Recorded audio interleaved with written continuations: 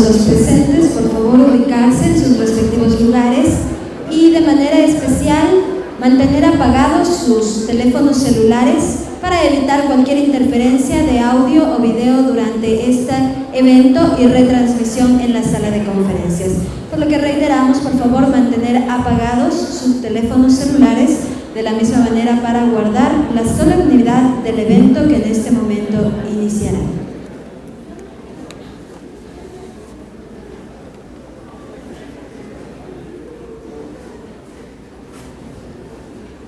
Doctora María José Rubio, prorectora de la Pontificia Universidad Católica Sede Ibarra. Economista Pedro Páez, superintendente de Control del Poder del Mercado. Doctora Faneri Suárez, directora académica de la PUCESI. Ingeniero Byron Merino, director de la Escuela de Negocios y Comercio Internacional. E ingeniero Roberto Tadeo, coordinador del evento que hoy presenciamos. Docentes de la Escuela de Negocios y Comercio Internacional, estudiantes, invitados especiales que nos acompañan en este magno evento. La Escuela de Negocios y Comercio Internacional de la Pontificia Universidad Católica del Ecuador, Sede Ibarra, presenta para ustedes el primer Seminario Internacional de los Negocios. Para iniciar este evento recibimos al ingeniero Byron Merino, director de la Escuela de Negocios y Comercio Internacional, quien dará las palabras de bienvenida a los presentes.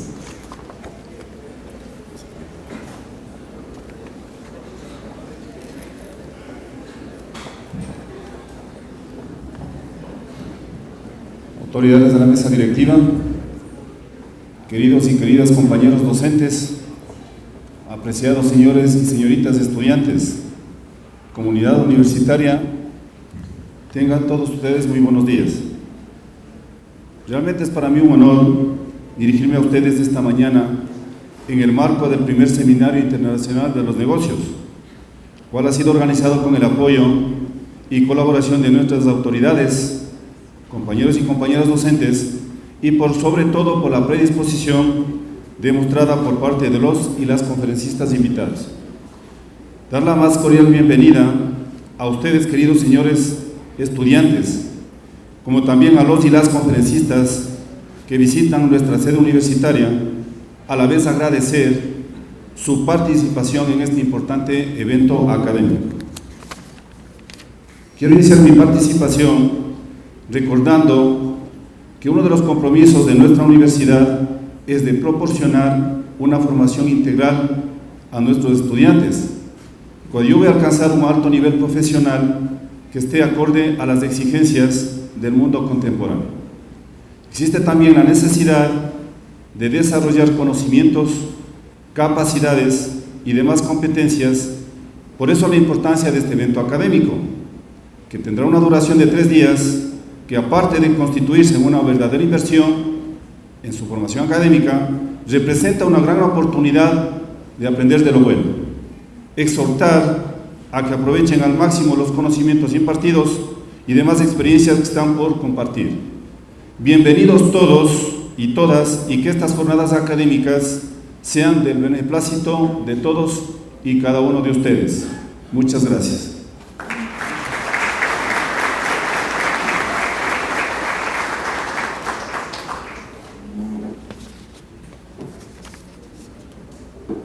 El valor de una idea radica en el uso de la misma. Tomás Edison. En este momento rogamos por favor la presencia de la PhD María José Rubio, prorectora de la PUCESI, para que realice la inauguración del primer Seminario Internacional de los Negocios.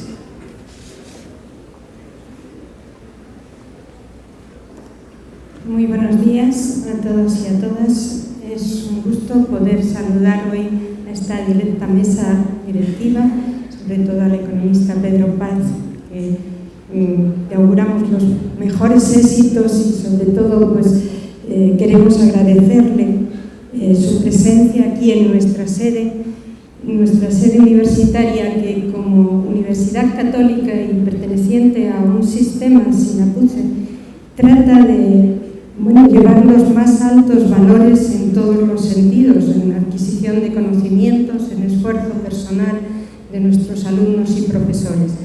Este seminario hoy, al que les doy la más cordial bienvenida a todos, Creo que es la muestra del interés que tenemos en formarnos, en capacitarnos, en aportar al mundo profesional pues los mejores expertos, y en ese sentido pues hemos pedido la ayuda de cuantas personas van a colaborar, que yo creo que nos van a ayudar mucho en este ámbito pues de la formación de nuestros alumnos y también de nuestros profesores, por el nivel de especialistas que van a contribuir durante estos días.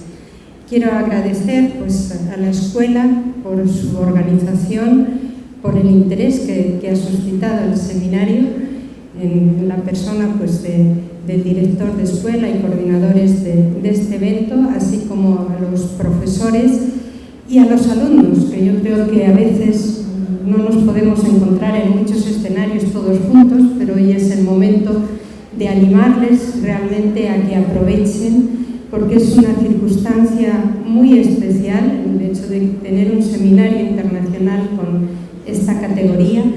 No lo podemos tener cada día, pero sí es estos espacios que oportunamente se dan en la universidad para el crecimiento de todos. Por lo tanto, animarles a que estén muy atentos realmente, a que pregunten, a que saquen lo mejor de este seminario, de estos 3 días que van a estar todos juntos. También agradecer pues, al público interesado, porque sabemos que a pesar de que ya el espacio se nos queda pequeño, pues también ha habido otros intereses externos a la universidad. Agradecerles esta confianza y desearles pues, una cordial bienvenida a nuestra sede universitaria y al seminario. Pues con estas brevísimas palabras y agradeciendo a todos su participación, declaramos inaugurado este evento. Muchas gracias a todos.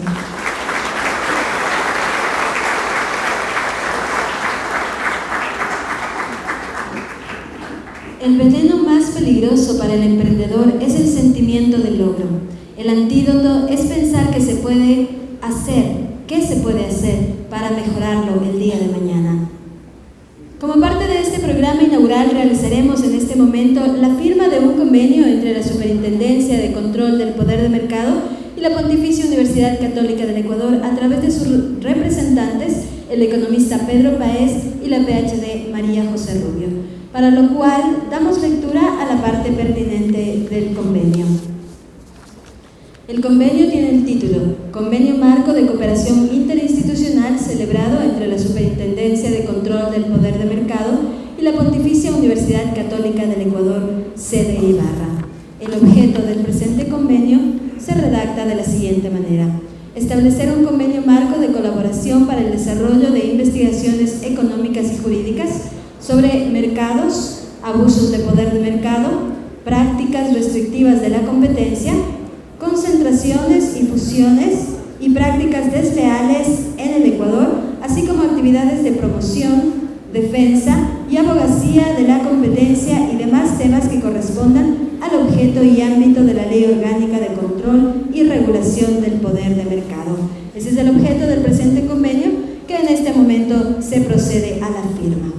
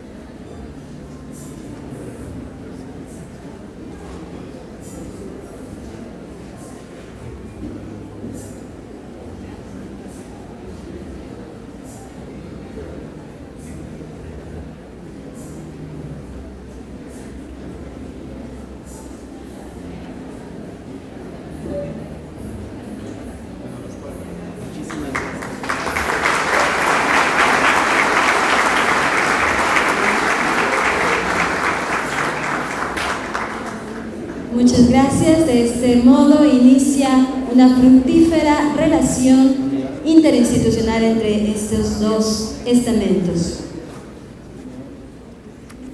El trabajo va a ocupar una gran única forma de estar realmente satisfecho es hacer aquello que crees que es un buen trabajo. Y la única forma de hacer un gran trabajo es amar aquello que haces. Steve Jobs, de Apple.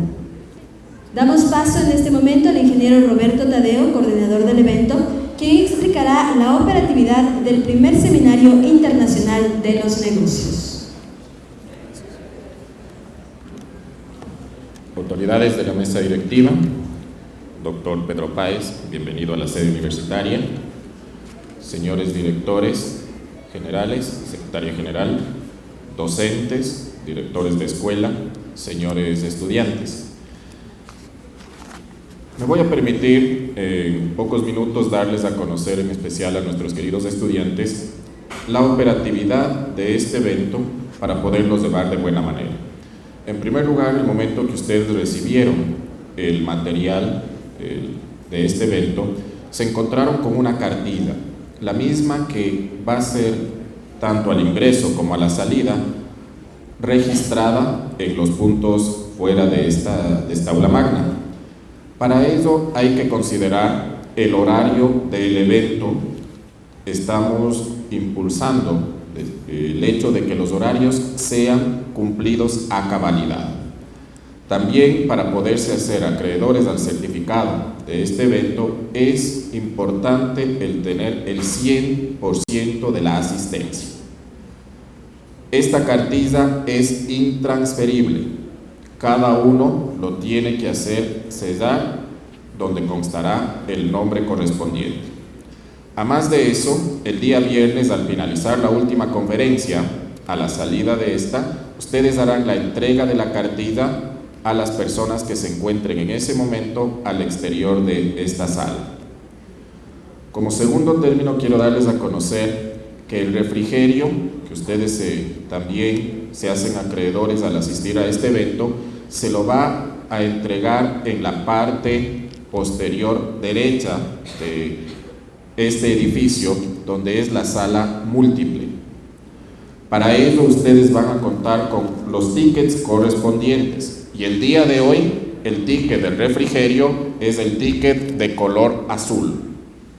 Por favor, no se olviden que tienen que entregar el ticket de color azul. Sin más preámbulos, pues creo que todo esto es lo importante para que se desarrolle de buena manera este evento. Desearles el éxito en este evento a todos ustedes y que sea del mayor provecho, ya que los expositores, empezando por el economista Páez, son de primera categoría. Muchísimas gracias.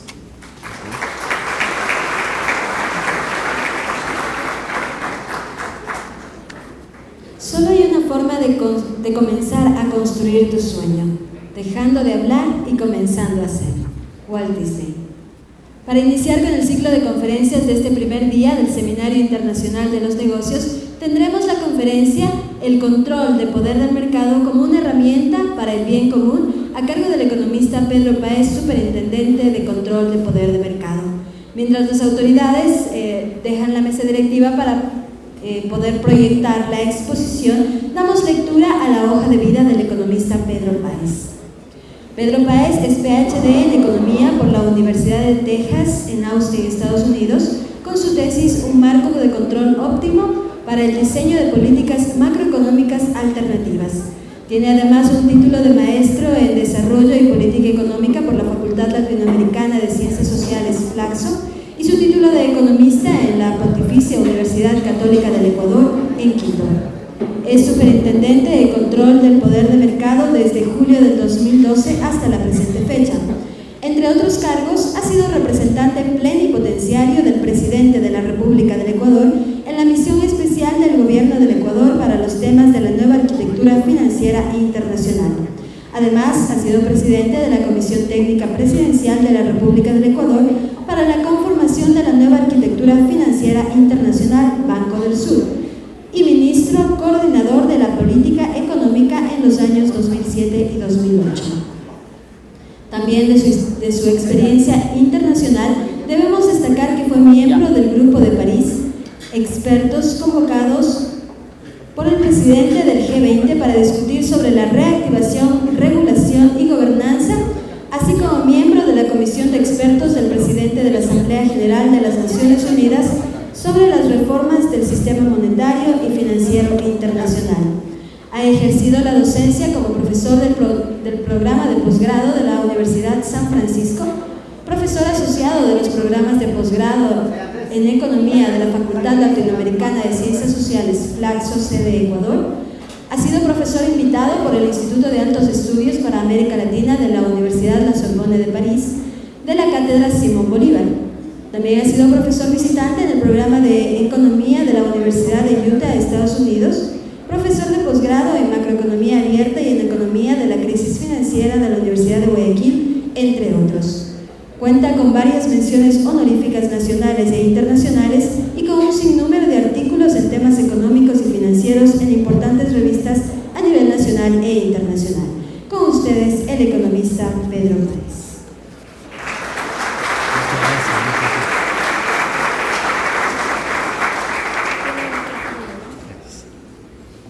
Buenos días a todas, a todos. Estoy muy contento de la invitación que me han hecho para poder participar en este evento académico.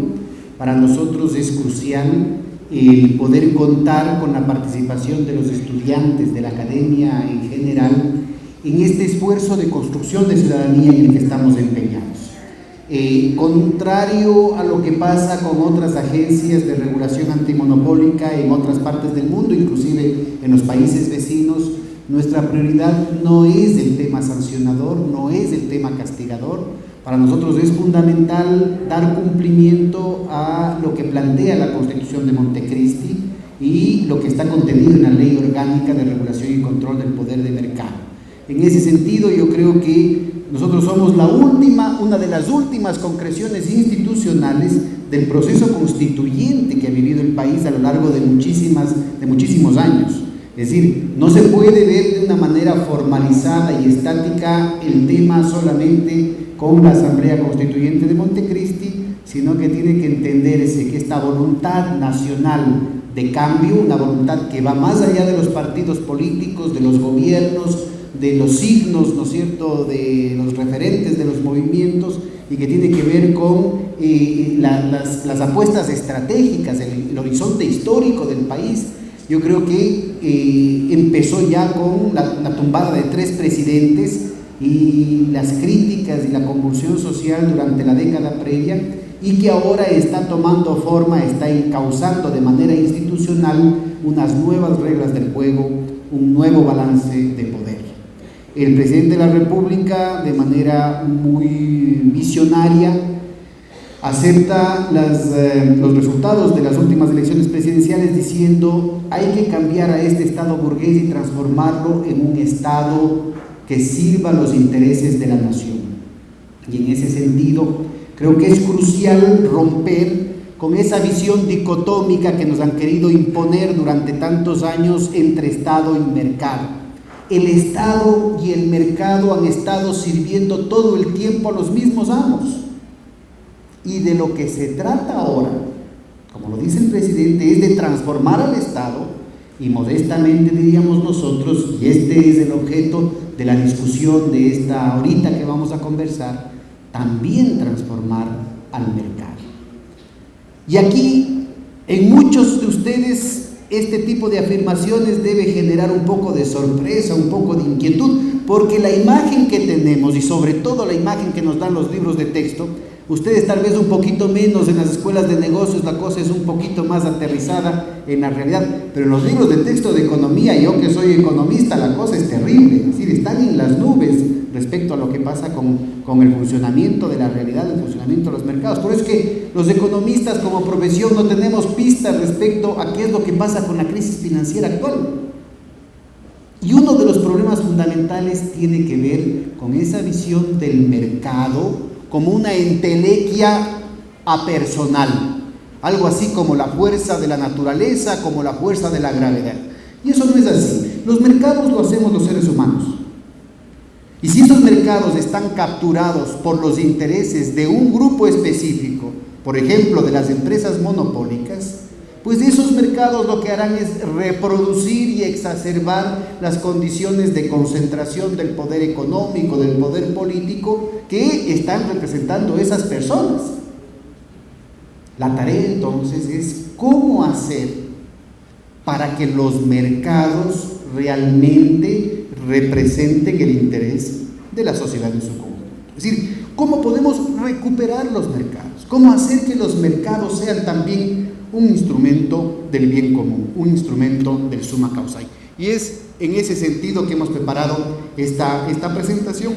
Yo no sé cuánto de esto alcancemos a ver, no importa, este material va a quedar como referencia bibliográfica para ustedes, y ustedes siempre tendrán la posibilidad de acceder a las documentaciones que están en la página web nuestra www.scpm.gov.es. A ver, empecemos básicamente con un tema que fue de las primeras batallas que nos tocó librar cuando nos nominaron al cargo de la superintendencia. Nos posesionamos, les hago acuerdo, en septiembre del 2012, así tenemos poco más de año y medio trabajando en estos temas. Y lo primero que dijeron es: me muero, se vino el comunismo. Superintendencia de control del poder de mercado. No, a los mercados no hay que tocarles. Esto es un sacrilegio peor que tocar el Santo Santuorum. Y miren, en realidad nosotros somos, y vamos a ver más acá, les adelanto algunas cositas, nosotros somos, ahorita existen 132 autoridades en el mundo, 132 autoridades antimonopólicas en el mundo, y nosotros somos las número 129. Y los pioneros en este tema fueron los Estados Unidos. Y no sé si les estén enseñando ahorita que los Estados Unidos es un país comunista.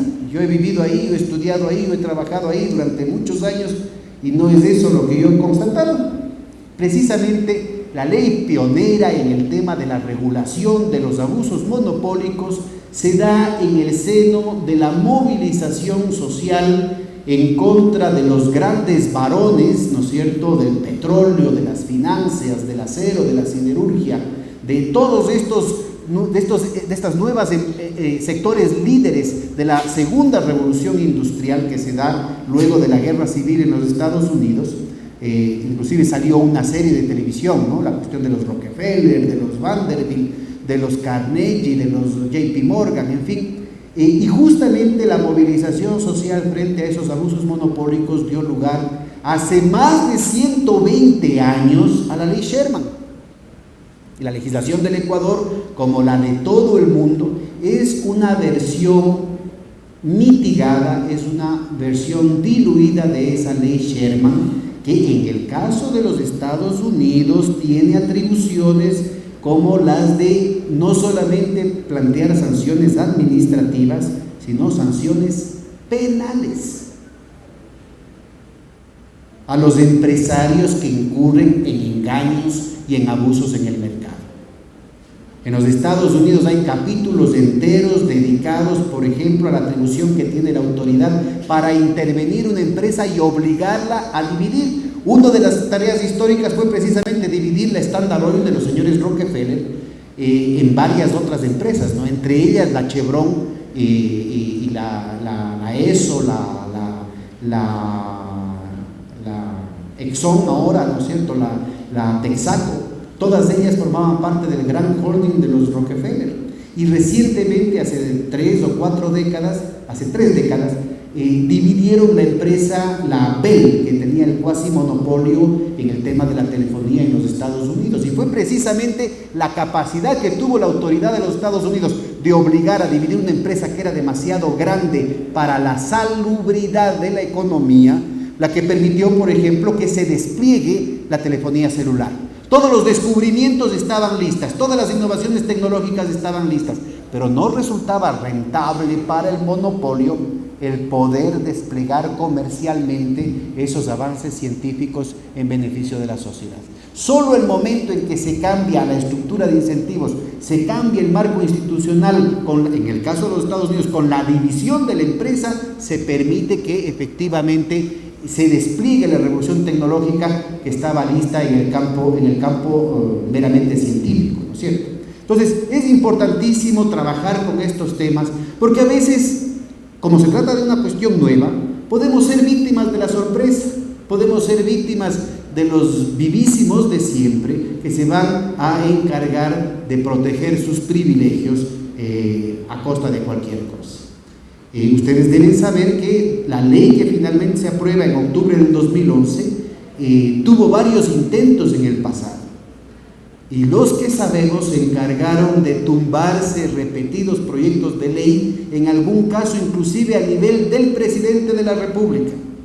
Se le encargó al presidente, el vicepresidente Pinto en ese momento, para que ese día tenga el chance de poner el veto a la ley, y nos quedamos 11, 12 años más sin ley que regule los abusos de los monopolios. Bueno, vamos a trabajar sobre ese tema. Entonces, primero, referencias, ustedes pueden meterse ahora felizmente, pueden corroborar todo lo que estamos conversando, métanse al Google o la página web que ustedes crean conveniente, la ley Sherman de 1890, la ley Clayton de 1914, que están en el corazón de las principales tipificaciones que están en la legislación internacional. A nivel general se tienen alrededor de 6 grandes tipos, temas de precios predatorios, de precios exclusionarios, llaman ellos con ese anglicismo, de abusos de poder de mercado a través de los carteles, de restricciones de oferta, de restricciones en calidad, de temas ligados al engaño, a la publicidad engañosa, a la publicidad perniciosa.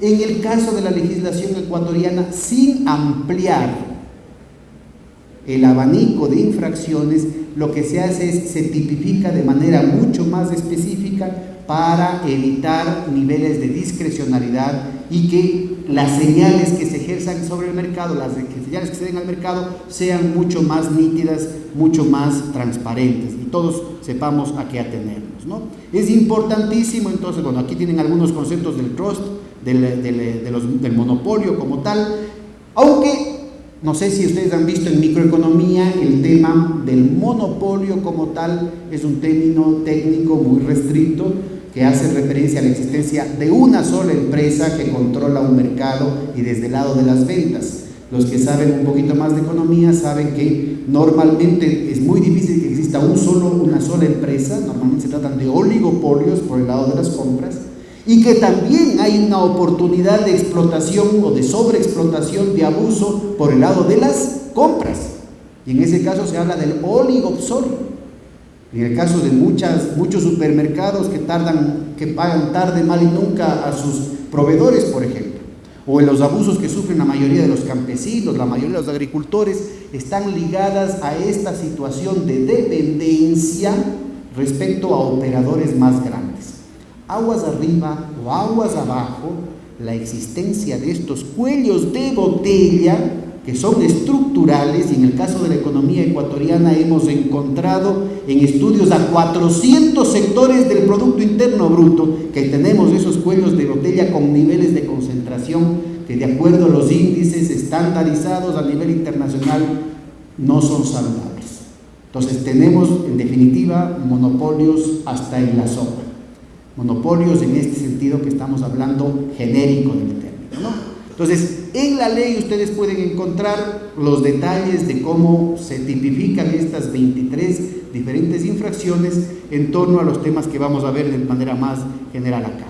En el caso de la Unión Europea, en realidad solamente después de la Segunda Guerra Mundial, porque en general las fuerzas fascistas, la España de Franco, la Italia de Mussolini, la Alemania nazi, ¿no es cierto?, protegían a los monopolios. El sostén fundamental orgánico de esos estados totalitarios era precisamente la presencia del monopolio corporativamente integrado a la gestión del Estado, sin ninguna autonomía de la sociedad civil y más bien con una sumisión del aparato político de la sociedad civil en su conjunto, inclusive de las organizaciones sindicales, a los intereses de esos monopolios, representando esos monopolios el interés de la sociedad. En lugar de que los monopolios se subordinen al interés de la sociedad, la dictadura obligaba a que la sociedad se subordine al interés de los monopolios. Es solo después de la Segunda Guerra Mundial, la victoria sobre las fuerzas fascistas y esa reconstrucción que se da sobre la base de un pacto socialdemócrata con el estado de bienestar en Europa, que es el que precisamente ahora quieren destruir a través de las políticas de austeridad, lo que se da un espacio para que haya la regulación antimonopólica ya desde el Tratado de Roma, que sentará las bases para una paz ojalá duradera, ojalá sobreviva a estos procesos de ajuste y de políticas neoliberales y no suceda como en el caso de Yugoslavia en Europa. Y esto se da desde 1957 y se profundiza a medida que se perfecciona el proceso de integración europea, inclusive luego del Tratado de Maastricht y la Unión Europea, que ya adquiere visos más bien neoliberales en otro sentido, en otra perspectiva. Entonces, tanto en la legislación europea como en la legislación de los Estados Unidos están ya sentados parámetros internacionales, en ambos casos surgidos desde la lucha social, que forman parte de un balance de poder que dice basta a los abusos, basta a las agresiones que recibe la sociedad respecto de las empresas más grandes, en torno a lo que son básicamente y de manera más clara los acuerdos restrictivos y los abusos anticompetitivos. Es lo que en la legislación en general se conoce como infracciones per se, es decir, en las que no hace falta comprobar la intencionalidad de quien comete la infracción.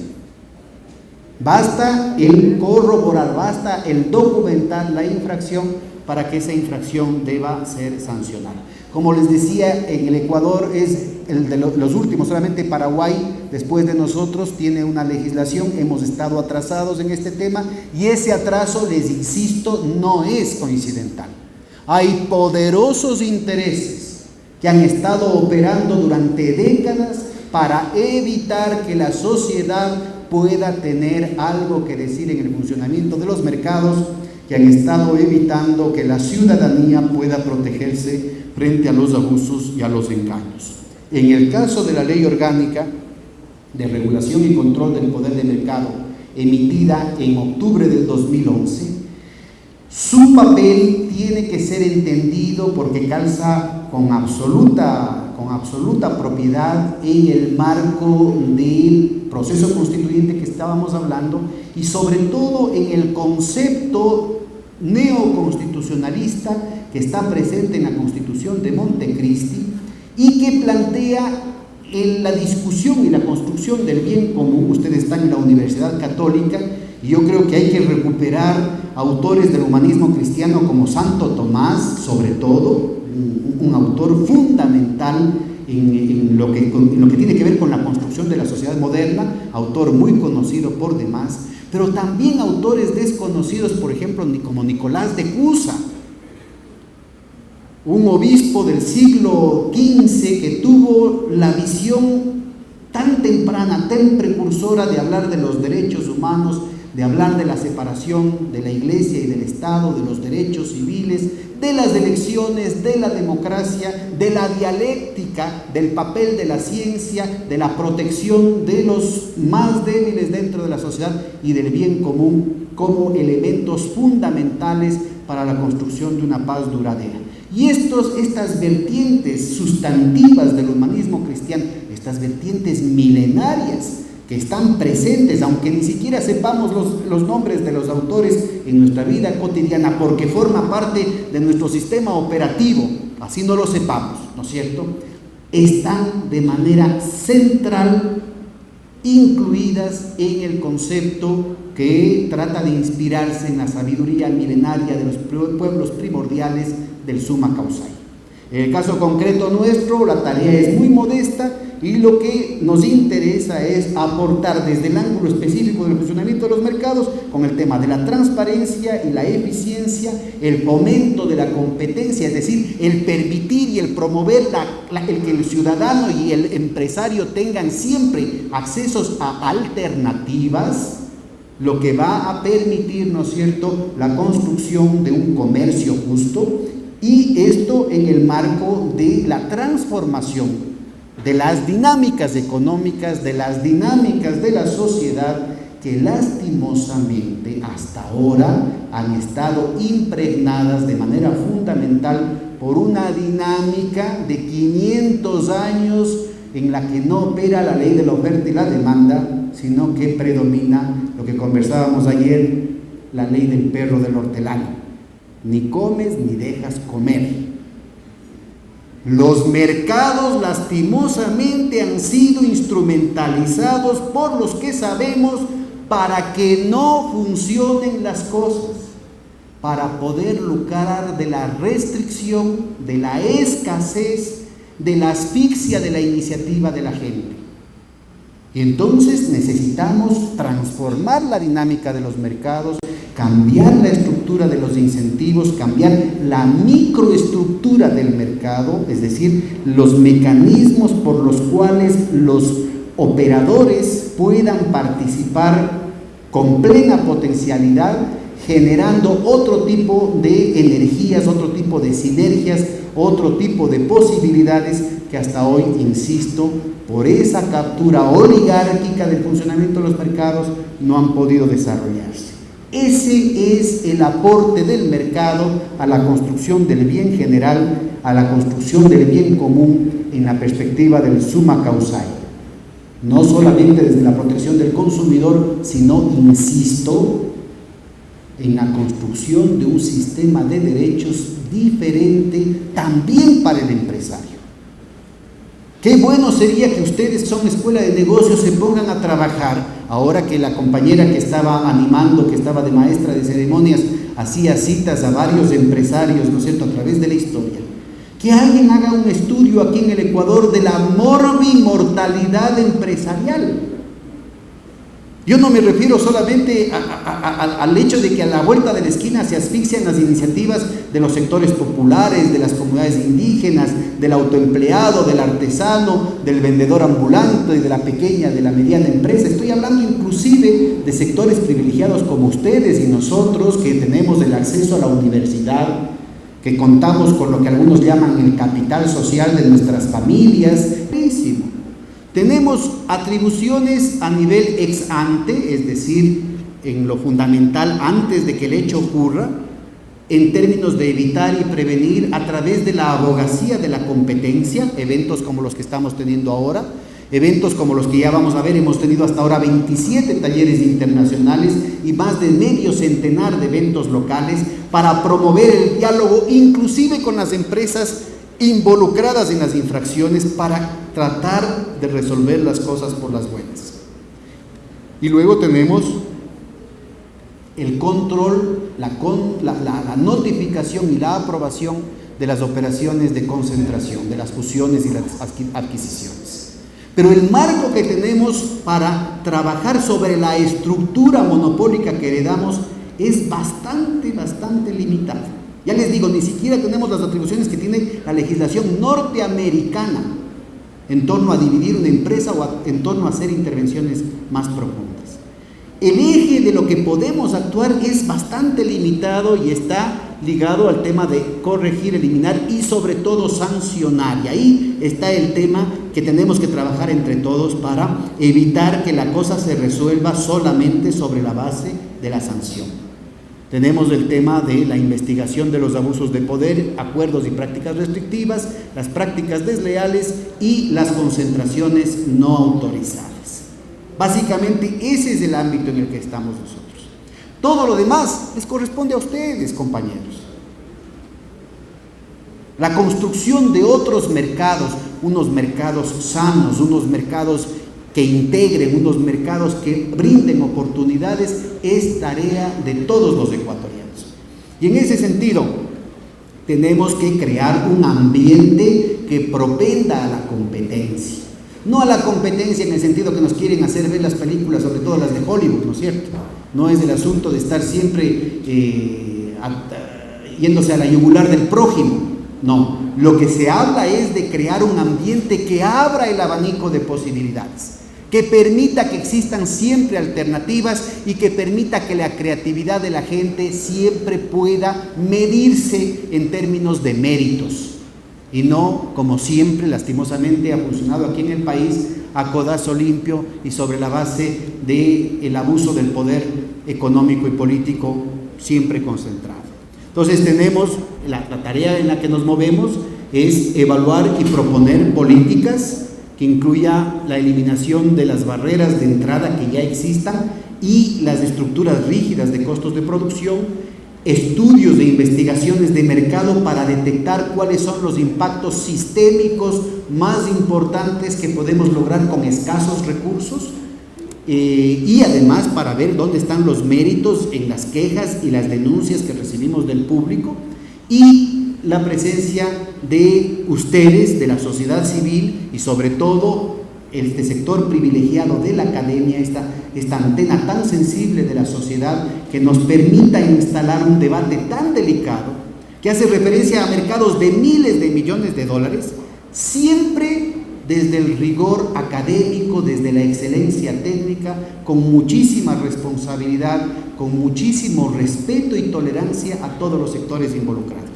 Imagínense lo que sería que un instrumento como la ley, como la superintendencia, caiga en manos de un grupo empresarial que pueda instrumentalizarlo en contra de otro, o de un grupo de herederos. Acuérdense que en el caso de aquí hubo el caso de unos herederos que terminaron resolviendo una cuestión testamentaria allanando el consulado del Ecuador en Nueva York. Imagínense si pudieran meter mano en un instrumento como este, o de las broncas entre bufetes de abogados, o retaliaciones entre empresas porque se ganan o no se ganan mercados. Por eso es tan importante, y yo agradezco insistentemente la oportunidad que me brindan de poder trabajar aquí en esta provincia tan rica, ¿no es cierto?, con gente tan talentosa en el ámbito de este campus, en el ámbito de la excelencia académica. Tenemos que trabajar conjuntamente en un tejido social que instale desde el principio la discusión plural, transparente, rigurosa, responsable de estos temas en la sociedad ecuatoriana. Hemos realizado, para poder trabajar estos temas que son nuevos, ¿no es cierto?, una serie de convenios interinstitucionales con los órganos rectores en este tema. Recuerden ustedes que nosotros formamos parte de la función de transparencia y control social, que es esta experiencia nueva constitucional que plantea el Estado de Derechos con un vector transversal de la participación ciudadana independiente del Ejecutivo, del Legislativo, del Judicial. Nosotros no somos parte del gobierno y por eso tenemos que desarrollar todo tipo de relaciones, de alianzas, de discusiones para garantizar que los órganos rectores en cada uno de los temas puedan trabajar en armonía, con fluidez en este ámbito nuevo del derecho que es el tema de la regulación antimonopólica. No crean que ha sido un tema fácil, es un tema lleno de problemas porque tenemos que abrirnos un espacio no solamente institucional, sino hasta cultural en estos temas. Hemos realizado convenios, este de aquí es el convenio número 15 que firmamos, y hay una docena más de convenios con las universidades, sobre todo en provincias, porque este tiene que ser un esfuerzo simultáneo desde todos los rincones del país. Si estamos luchando en contra de los monopolios, tenemos también que romper con el monopolio que tienen las grandes ciudades en el acontecer nacional. Y mal haríamos nosotros en tratar de frenar las prácticas abusivas solamente en las grandes ciudades, si dejamos que luego se convierta en pasto de esos abusos la provincia. Es responsabilidad de ustedes, no se trata de llenar el país de más entidades burocráticas y de más sucursales y de más oficinas si es que no hay un interés objetivo, una organización concreta desde la sociedad civil en torno a lo que ya vamos a conversar, observatorios para vigilar los precios y la calidad de los alimentos, de los medicamentos, de los materiales de construcción, de los insumos agrícolas, la participación de ustedes en nuestros planes de ayudas para las tesis, para las becas para el exterior a los profesores investigadores, líneas de investigación, pasantías, concursos, los congresos que vamos a realizar con estudiantes de administración, de economía, de derecho, de periodismo, en torno a cómo podemos frenar los abusos y las prácticas desleales en el mercado, etcétera, etcétera. Y luego están estos talleres internacionales. Al 31 de diciembre teníamos 21 talleres. La semana anterior cerramos el taller número 27. Estamos hablando de 159 expertos mundiales incluyendo las máximas autoridades de España, de Estados Unidos, de Francia, de Argentina, de Chile, de Perú, de Colombia, en fin. Aquí necesitamos aprender de todo el mundo y tenemos la suerte de que hay una actitud tan generosa de estos expertos que también están disponibles, por ejemplo, para ayudarles a ustedes si es que quieren realizar sus trabajos de investigación. Todo este material, estamos hablando de que a octubre del año 2013 teníamos el equivalente a un MBA en horas grabadas de los máximos expertos mundiales y nacionales. Todo ese material lo pueden encontrar en la página web para sus empresas, para sus prácticas profesionales, para sus trabajos de investigación en la universidad, para sus temas de tesis o de posgrado. Así es que todo eso está a su disponibilidad, www.scpm.gov.es. Hemos tratado de llevar los talleres, estos eventos a todos los rincones del país. Hemos estado movilizándonos por todas las capitales, pero también por los cantones fronterizos, pero físicamente, les insisto, nosotros tenemos nuestros límites. La posibilidad de poder trabajar con una universidad como la suya está precisamente en que sean ustedes los que puedan movilizarse para hacer que los nuevos derechos que están contenidos en la Constitución y en la ley puedan aplicarse aquí y transformar las condiciones concretas en las que se hacen los negocios en el día a día en la provincia de Imbabura. Y bueno, está el tema de los análisis de los sectores, la estructura y dinámica del mercado, la evaluación de políticas. Tenemos estudios que están a disposición de ustedes en todos los temas: sector financiero, telecomunicaciones, farmacéuticas, supermercados, transporte, agricultura, etcétera. Tenemos varias reuniones de trabajo que también se han abierto al público y han dado lugar a una serie de discusiones a través de blogs y de redes sociales. Tenemos el trabajo de la Intendencia, todos estos elementos ligados al tema de la promoción de derechos y de abogacía de la competencia. Tenemos luego el trabajo que hace la Intendencia de control de concentraciones a partir de la notificación informativa, la notificación obligatoria y la detección de operaciones no notificadas y la posibilidad de consultas previas en este proceso que, les insisto, ha definido una matriz, una estructura histórica de elevada concentración en todos los sectores de la economía del país. Se han desarrollado casos y de un tiempo máximo que nos da la ley de 180 días, hemos logrado reducir a prácticamente la mitad los procesos con todo el rigor y con toda la responsabilidad técnica que corresponde, ¿no? La otra intendencia hace referencia, tal vez es la más cargada de trabajo, a los abusos de poder de mercado y a los acuerdos colusorios.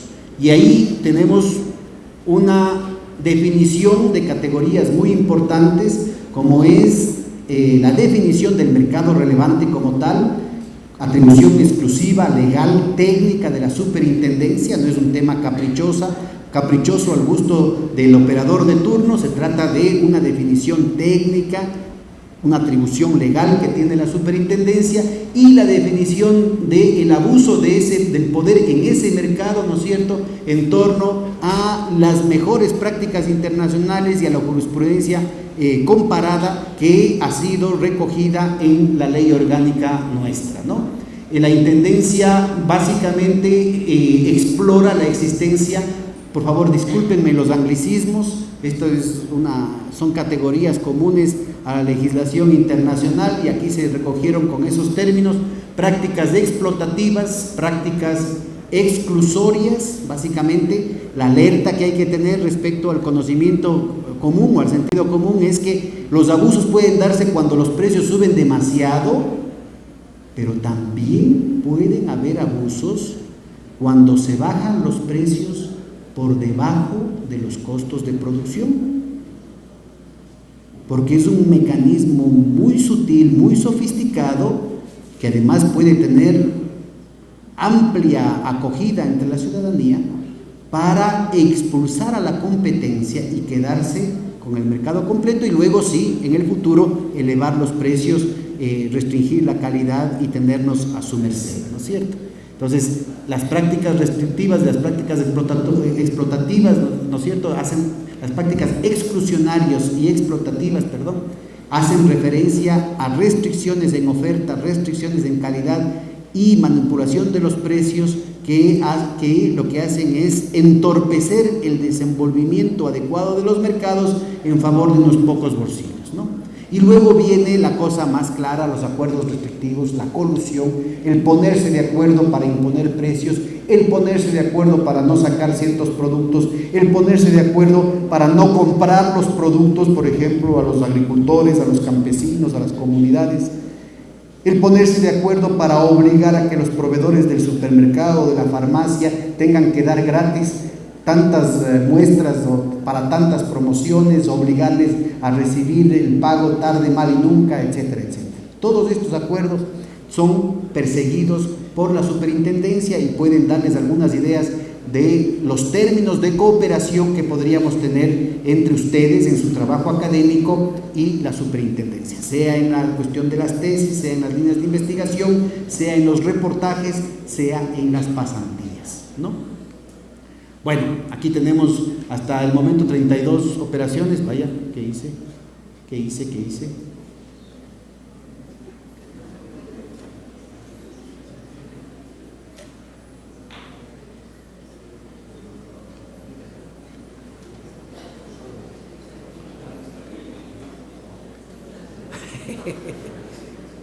A ver.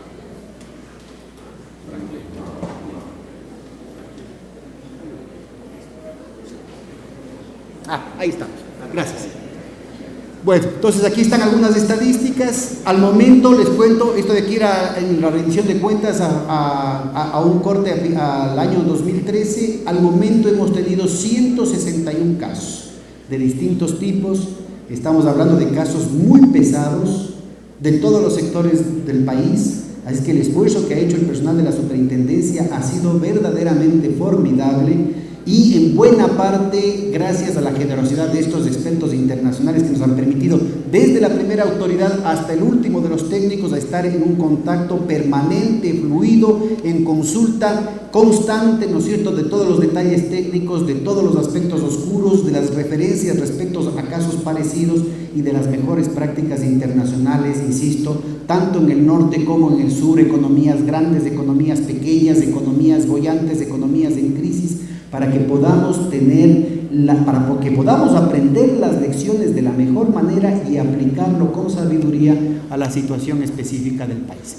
Luego tenemos el tema de las prácticas desleales. Las prácticas desleales incluyen una serie de actos o hechos contrarios a los usos y costumbres honestos.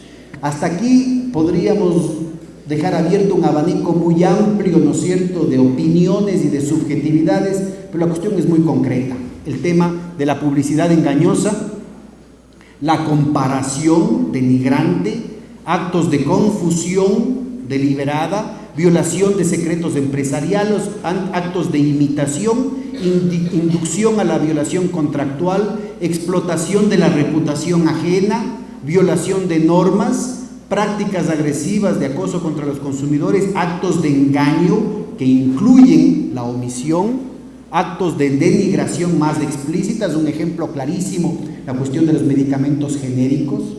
Vean cómo tenemos invisibilizado el tema. Todos nosotros lo hemos vivido, lo tenemos en nuestras narices y muy probablemente ninguno de ustedes se ha dado cuenta que es una violación a la ley. Los medicamentos genéricos que están en el mercado ecuatoriano, por ejemplo, están ahí porque el órgano rector, el Ministerio de Salud, se ha responsabilizado de hacer los estudios que muestran que son efectivos, que efectivamente curan. Y nadie puede decirle lo contrario, ni siquiera su médico. Óigame bien, ni siquiera su médico. Si el doctor o el investigador tienen cuestionamientos al pronunciamiento del Ministerio de Salud, hay los protocolos científicos adecuados para que entre sus pares, entre los profesionales adecuados, se discutan los méritos de un cuestionamiento u otro. Pero no puede darse el caso de que por intereses comerciales, muchos de esos médicos que le dicen eso para que usted compre el medicamento de marca o el medicamento genérico al que abusivamente le ponen una marca, a la vuelta de la esquina le va ganando puntos por recetar esos medicamentos y después tiene viajecitos a convenciones, ¿no es cierto? Y muestras gratis y una serie de prebendas. Entonces, cuando entran ese tipo de contaminaciones, ya no es su salud o la salud de su familiar la que está puesto en primer lugar, sino que se privilegian ese tipo de consideraciones comerciales. Le insisto, ni su médico, ni el visitador a médico, ni el señor de la botica o de la farmacia tienen derecho a decirle: este medicamento no os vale, compre más bien este otro. Porque desde el engaño, o desde la angustia, o desde la confusión, desde ese sembrar una duda, se crean las condiciones en las que prácticamente estamos secuestrados. Y obviamente si tiene a un familiar enfermo, a un ser querido enfermo, y peor si es que es una enfermedad catastrófica, va a hacer todo lo posible, lo que se pueda y lo que no se pueda, por hacer que se cure, pues. Y desde esa angustia se crean las condiciones de mercado en las que nosotros hemos documentado que hay medicamentos que se venden 15 y 20 veces más caro de lo que existe el sustituto con iguales principios activos. No sé si les queda más o menos claro de lo que estamos hablando. Cosas que parecerían una cuestión muy empresarial, muy de negocios, en realidad tienen que ver con el aprovechamiento inhumano del dolor ajeno. Y lo que hemos detectado, para que vean hasta dónde llega la codicia de la gente, es que precisamente son las enfermedades catastróficas, ahí donde es el azote de Dios, ¿no es cierto?, dentro de la familia, donde el abuso es más grande, donde los efectos de este clima de angustia resulta más rentable. Entonces vean las invitaciones, todo lo que estoy tratando de darles, ojalá no les esté aburriendo, no pretende ser una cuestión formal, ustedes tienen la ley, yo no soy abogado, a Dios gracias, así es que ustedes pueden revisar la ley. Este es una especie de guía turística respecto a lo que se tiene, ¿no es cierto?, como nuevos derechos en tanto consumidores, pero también en tanto emprendedores, pero sobre todo es una invitación para trabajar conjuntamente y hacer de este un país mejor, ¿no? Bueno, tenemos, de acuerdo al artículo 53, iniciamos los casos sea por denuncia, sea por oficio de los estudios de la propia superintendencia o por solicitud de otro órgano de la administración pública. Déjenme que les cuente otra anécdota que creo que es muy reveladora respecto a lo que está pasando en el país. Como les decía hace un momento, hemos estado acostumbrados a 500 años de unos mercados basados en el engaño, no digo todos, pero sí en partes fundamentales muy significativas, basados en el engaño, en el abuso, en el bullying empresarial. Y bueno, asumíamos que así es la vida, pues, ¿no? La viveza criolla, el sorprender al prójimo es parte del mundo de los negocios. Probablemente algunos profesores suyos hasta les hayan dicho, les hayan motivado a que aprendan a ser vivísimos.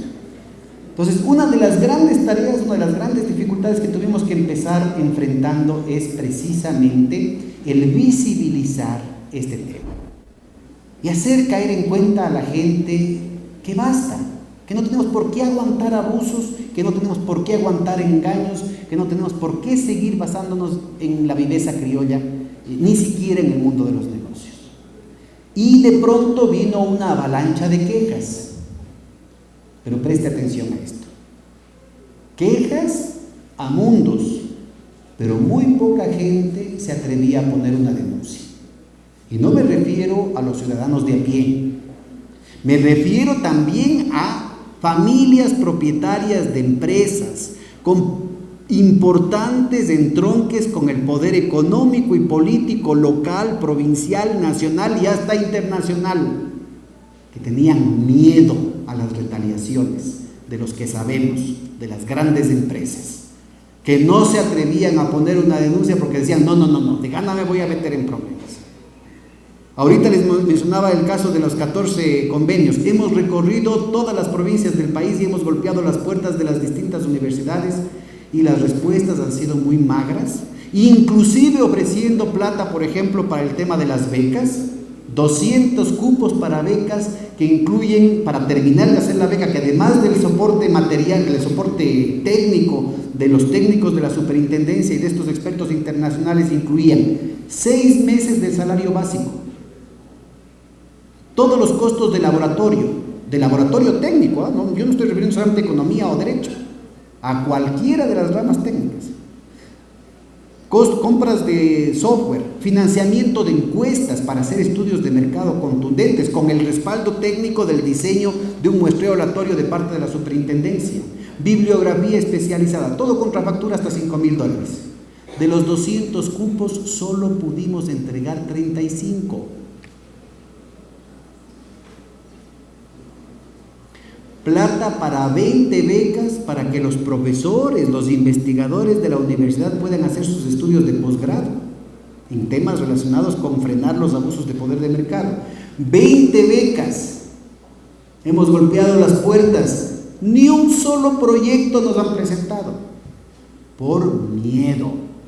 Plata para las investigaciones, sobre todo en el caso de las empresas, de las universidades públicas, por la ley que tenemos, que nos genera problemas, pero que podemos buscar mecanismos a través de consultorías con las empresas privadas. Miedo. Pasantías, la participación de los consultorios jurídicos gratuitos, la participación de los centros de mediación. Nada. Y discúlpeme, puede ser que yo sea bien feo, pero ningún capricho de ninguna autoridad universitaria, ni ninguna antipatía política puede permitir que una autoridad restrinja el derecho de los estudiantes a culminar con éxito su carrera y aportar a la solución de los problemas del país o al avance en la carrera profesional de los profesores. Pues ahorita estamos renegociando con Senacid la posibilidad de renovar esos recursos para ofrecer, por ejemplo, en este convenio concreto, posibilidades a todas las carreras. Tenemos restricciones sobre todo en las áreas de ciencias sociales, no hay restricciones en las áreas más técnicas. Pero los resultados son muy claros y tenemos evidencia, felizmente todos ustedes pueden encontrar en la página web nuestra, de nuestros recorridos por las distintas provincias, por los cantones fronterizos, por las zonas rurales, golpeando las puertas, abriendo posibilidades y de nuevo el clima de temor generalizado. Y es un tema que puede ser muy doloroso, puede ser hasta vergonzoso, pero creo que la sociedad ecuatoriana tiene que enfrentar. Ese clima de temor generalizado es incompatible con la democracia y es incompatible con los principios de un mercado verdaderamente competitivo, verdaderamente eficiente, verdaderamente inclusivo. Así es que la invitación es a trabajar conjuntamente en esos términos, porque necesitamos generar una movilización ciudadana para que este nuevo trazado de la cancha sea efectivo aquí y ahora.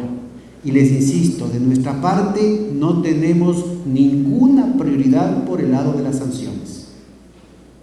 Ustedes pueden revisar mis intervenciones desde el primer día que nos posesionamos y hemos dicho: arreglemos las cosas por las buenas, compromiso de cese, compromiso de cese, compromiso de cese. Les decía, tuvimos hace un par de meses que multar a la empresa del señor Slim, a la empresa Claro, con una multa de $138.5 millones, y ellos tuvieron durante los primeros 6-7 meses la posibilidad de firmar un compromiso de cese sin pagar un solo centavo. Es decir, se podían haber ahorrado los $138.5 millones, hubieran podido repartir las utilidades a los trabajadores intactas, hubieran podido repartir los dividendos a los accionistas intactos. No quisieron hacerlo. Y luego que obviamente ya se estudiaron 2.800, 2.700 contratos, no solamente los contratos de arrendamiento de Claro para la ubicación de las antenas. Ustedes saben que es un tema estratégico que se requiere línea de vista y todo el mundo tiene que estar ahí bailando para ver en qué parte de la casa es lo que tiene mejor señal el teléfono. Entonces no es en cualquier sitio que se puede poner la antena. Entonces, si es que hay restricciones como encontramos exclusivamente en los contratos de Claro, 1.260 contratos con cláusulas de exclusividad, otro volumen de contratos con cláusulas de no interferencia y los otros eran terrenos exclusivos de la empresa. Entonces, las restricciones a esta facilidad esencial generan, ¿no es cierto?, una estructura de costos que es de las más rígidas, de las más altas de América Latina. con pingües ganancias obviamente para la empresa, pero con un perjuicio, con una externalidad negativa que no solamente afecta a los otros operadores o a los potenciales inversionistas en ese ramo, sino a todos los sectores de la economía que necesitan las tecnologías de información y comunicación. Les pregunto a ustedes, ¿no estará ahí la explicación o buena parte de la explicación de nuestro rezago tecnológico respecto inclusive a nuestros países vecinos? ¿Cómo vamos a competir en el siglo XXI cuando estamos rezagados en el plano tecnológico? Y ustedes pueden encontrar a propósito varios talleres que hemos hecho, al menos 2 en Quito, de manera muy específica, para discutir las posibilidades que abre la tecnología y sobre todo las tecnologías de información y comunicación para replantearnos las estrategias y las tácticas de las pequeñas y las medianas empresas en estos mercados tan dinámicos, ¿no? El potencial, y ojalá los profesores de ustedes estén promoviendo este tipo de discusión, el potencial de los nuevos paradigmas tecnológicos es verdaderamente transformador. Todo lo que se ha pensado, todo lo que se ha discutido en los libros de texto de administración, de modelos de gerencia, de modelos de marketing, de estructuras de costos, de manejo de riesgos, se transforma de manera radical con las nuevas posibilidades que plantea, y esto hemos estado discutiendo con los profesores el día de ayer y algo el día de hoy, y ojalá podamos tener más discusiones. Revisen por favor nuestra página web, ahí tienen varios talleres que incluyen el tema, por ejemplo, de la participación de las empresas populares y solidarias, la pequeña y la mediana empresa en las compras públicas, la mejor participación frente a las grandes empresas, el problema de mecanismos de liquidez, mecanismos de redescuento, garantías, retrogarantías, factoring, en torno a estas nuevas posibilidades que se abrirían el momento en que rompamos con ese paradigma tecnológico rezagado que hasta ahora estamos teniendo. Entonces, es muy importante ubicar, ¿no es cierto?, que estas situaciones se dan no por falta de esfuerzo de la superintendencia. En público y en privado insistimos y hemos hecho exhortaciones, además con comunicados de prensa pagados, diciendo a toda la ciudadanía: si usted tiene un familiar, un conocido, que sea un empresario que pueda verse incurso en cualquiera de las infracciones a la ley, converse con él, que se acerque a la superintendencia, que le damos todas las facilidades para firmar un compromiso de cese, que en la gran mayoría de los casos significa un desembolso de $0. Porque vea usted, las sanciones contempladas en la ley, el espíritu del legislador, siguiendo la tendencia universal, recogiendo las mejores prácticas internacionales y la jurisprudencia comparada, dice: para las infracciones leves, hasta el 8% de las ventas anuales. Para las infracciones leves. Hay casos como por ejemplo los de abuso de poder de mercado, como los que hablábamos hace un momento, el acaparamiento de una facilidad esencial, en la que la ley no permite que se califique de leve la infracción. Es decir, que solamente hace referencia a infracciones graves, que son de hasta el 10% de las ventas anuales, y muy graves de hasta el 12% de las ventas anuales. En el caso de Brasil, los límites llegan hasta el 20%. Y eso en la legislación reciente, hicieron una reforma hace un par de años, luego de 4 o 5 décadas de una experiencia muy exitosa y bajo distintos regímenes políticos, 6 décadas, bajo distintos regímenes políticos que hicieron una reflexión muy profunda con la sociedad, con los expertos en el tema, y hicieron el cambio elevando el monto de las sanciones. Porque el principio es el mismo que el de las infracciones de tránsito. Es que ¿por qué me pone una multa tan alta si solamente me metí en contravía? ¿Por qué una sanción tan fuerte? Por el tema disuasivo. Ustedes conocerán, en la rama de la literatura económica y legal, economía y derecho, que establecen el potencial disuasivo cuando la posibilidad de trincarle a alguien en la falta es muy bajo. Se tiene que multiplicar con una sanción muy alta para que el valor esperado, la expectativa de la sanción efectivamente tenga un impacto en el comportamiento de la sociedad. Entonces, es por eso que nosotros hemos hecho 27 talleres internacionales, sector por sector de la economía. Es por eso que hemos estado insistiendo sin cansancio en la necesidad de conversar, de diálogo, de transformar las cosas por las buenas, de corregir actitudes sin necesidad de llegar a las sanciones.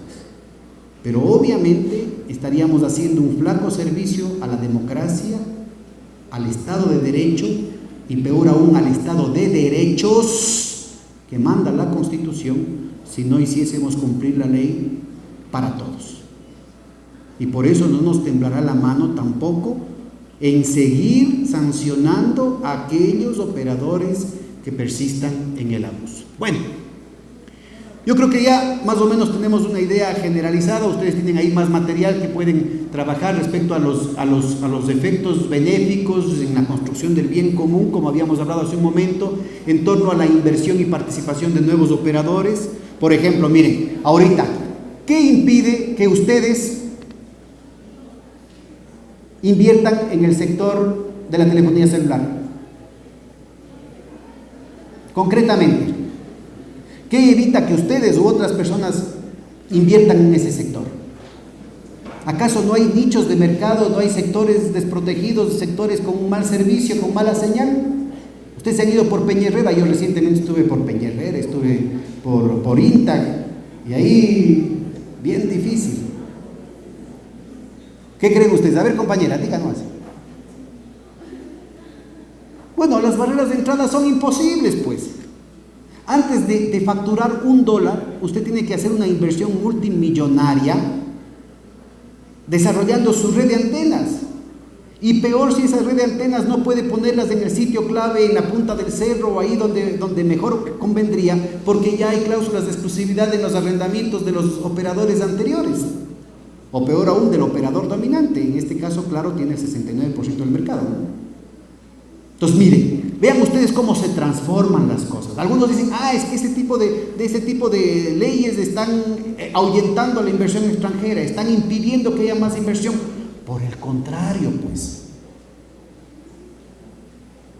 Al cambiar las reglas del juego con cohabitación, es decir, la posibilidad de tener varios dispositivos, varias antenas en el mismo terreno, o inclusive la coubicación, hay estudios técnicos que muestran que se puede poner en la misma torre varias antenas sin que haya problemas de interferencia. Hay una disminución dramática de los costos de producción.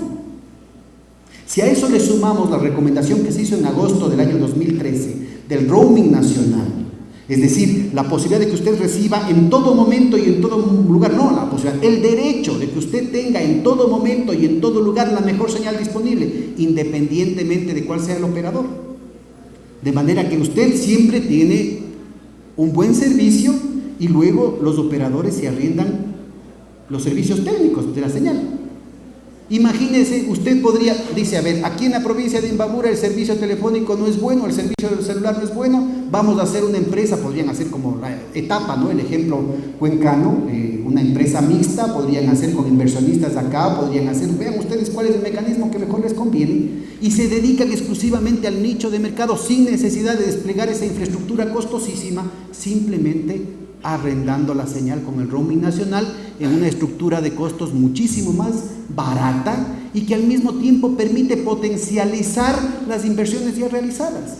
Vea, si usted no tiene chance de ponerse en la punta del cerro para cubrir el valle, porque ya hay cláusulas de exclusividad en el acceso a este terreno, usted no tiene que poner una antena, sino 4 o 5 antenas y todas van a estar de espaldas a las laderas, pues. Entonces, en lugar de gastarse una antena, tiene que gastarse 5 o 6 antenas y la señal nunca va a ser la óptima.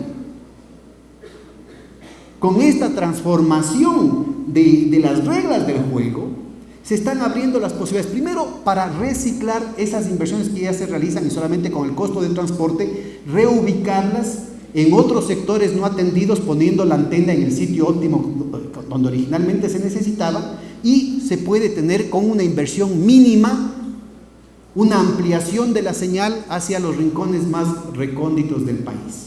Con la cuestión del roaming nacional, usted puede, sin necesidad de poner ni siquiera esa infraestructura, usted puede arrendar la señal y dedicarse al nicho que puede ser geográfico, porque estábamos hablando de la provincia o del cantón, o puede ser social. Yo no encuentro un servicio de internet confiable, rápido y seguro, por ejemplo, para la pequeña y mediana empresa. Entonces me consigo unos cuantos, ahí pueden meterse además ingenieros, ¿no es cierto?, metidos en el tema, que sepan del asunto, se hacen joint venture y se dedican exclusivamente a ese nicho de mercado.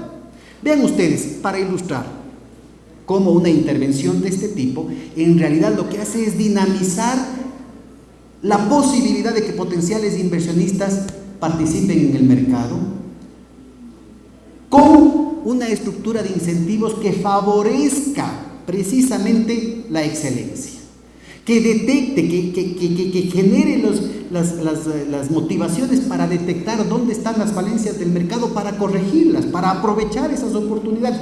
Lo que hasta ahora ha sido una deficiencia, una flaqueza de nuestro sistema económico, puede convertirse a través de este tipo de mecanismos en una oportunidad. Todo esto lo podemos hacer conjuntamente. Como ustedes se dan cuenta en el ejemplo que les estoy dando, simplemente para ilustrar las cosas, aquí se requiere el detalle técnico. Me disculpan el hecho de que estemos en la PUCE, pero el diablo está en los detalles. Y necesitamos, con los técnicos, con los universitarios, con los investigadores, los profesores, con los grupos profesionales involucrados, sector por sector. Aquí no se trata de generalistas, aquí se necesita de especialistas en cada uno de los sectores, hacer los estudios para conjuntamente detectar las soluciones. Y no es un tema de retórica, y no es un tema de planificar de aquí al año 2050, es un tema de cómo podemos transformar los mercados aquí y ahora, cómo podemos abrir posibilidades para nuestra gente, para nosotros mismos, para el desarrollo de nuestros emprendimientos, de nuestras capacidades profesionales, ahorita mismo. Articular sinergias, detectar oportunidades, articular esas oportunidades en términos de potencializar lo que todos nosotros somos capaces. Y ahí, por eso, uno de los temas que es fundamental sacudirnos es abrir los ojos respecto a los derechos de los emprendedores que han sido conculcados. De nuevo, esta es una tarea que no la podemos hacer exclusivamente de la superintendencia. Entonces podemos ser facilitadores, estamos aquí a las órdenes para continuar con estos procesos de capacitación, de facilitar su contacto con otros expertos internacionales, de promover, por ejemplo, concursos y congresos específicos, por ejemplo, solamente de estudiantes de administración que presenten papers, o ahora, aprovechando las tecnologías modernas, videos. Pueden hacer proyectos conjuntos, multidisciplinarios con los compañeros de la Escuela de Comunicación Social. Tenemos concursos de reportajes de audio y de video, de investigación y de divulgación de nuestra ley. Todo eso podemos trabajar conjuntamente. Tienen una escuela de lenguas, ¿no es cierto?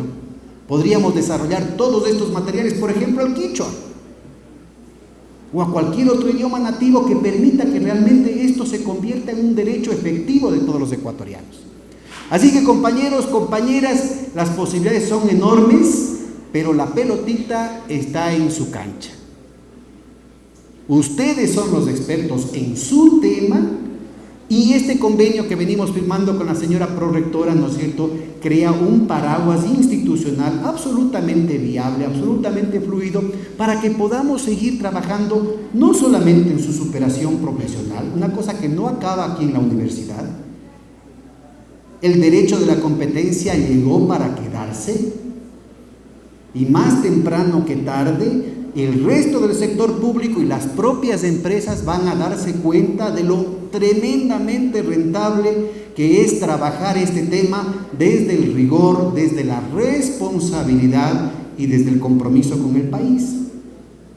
Así que apuéstele no solamente a la excelencia profesional, a la excelencia académica, sino a hacer que ese legítimo deseo de superación profesional, de superación institucional, se convierta en un aporte decisivo para hacer de este el país que todos queremos. Ahí nomás les dejo, compañeros. Muchísimas gracias.